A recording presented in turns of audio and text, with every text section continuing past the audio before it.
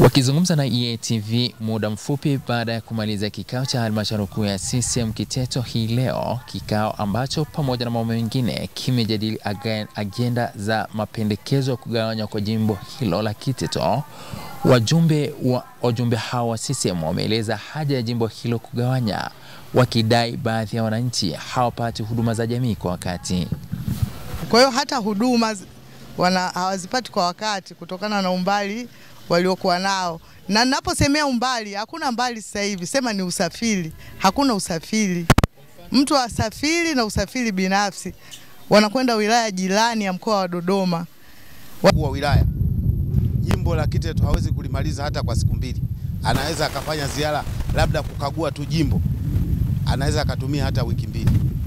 Katibu wa itikadi na uenezi CCM Kiteto Emmanuel Nata akizungumzia msimamo wa chama hicho anasema, huku katibu wa CCM wilaya Dennis Mwita akieleza mipango ya chama kuelekea uchaguzi mkuu ujao wa mwaka 2025. Naweza kusema miongoni mwa mambo ambayo tumeyazungumzia kwenye kikao chetu ni kuitaka serikali iweze kutuwasilishia, maana tulitaka serikali iende ikashughulikie migogoro ya ardhi. Maana migogoro mingi iliyoko ndani ya eneo letu, wilaya yetu ya Kiteto ni migogoro ya ardhi. Kwa hiyo tulitaka serikali ije ituambie fanya nini na imeshughulikia kwa kiwango gani migogoro ya ardhi. Tunataka kwenda kupeleka maelekezo ya uchaguzi wa serikali, uchaguzi mkuu wa mwaka huu.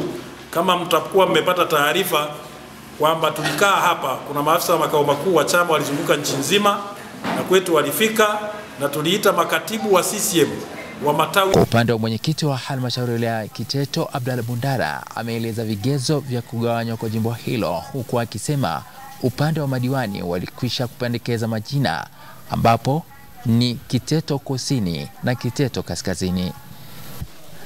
Kwa mujibu wa sensa ya 2022, sisi Kiteto tulikuwa watu zaidi ya 350,000, hatukuwa tumefika 400,000. Lakini kwa namna ambavyo watu wanazaliana mpaka sasa, ukifanya sensa leo watu 400,000 wamekamilika. Na kwa sababu ya ukubwa wa jiografia, basi tuiombe Tume Huru ya Taifa ya Uchaguzi iweze kuzingatia au kuligawa jimbo la Kiteto kwa vigezo hivi ambavyo sisi kama baraza tumeviona. Lakini pia kikao cha DCC, kamati ya ushauri ya wilaya, pia imekaa na imepitisha mapendekezo haya. Nikiripotia EATV kutoka hapa wilayani Kiteto mkoani Manyara, mimi ni Mohamed Chumvi, askari wa mwamvuli wa EATV.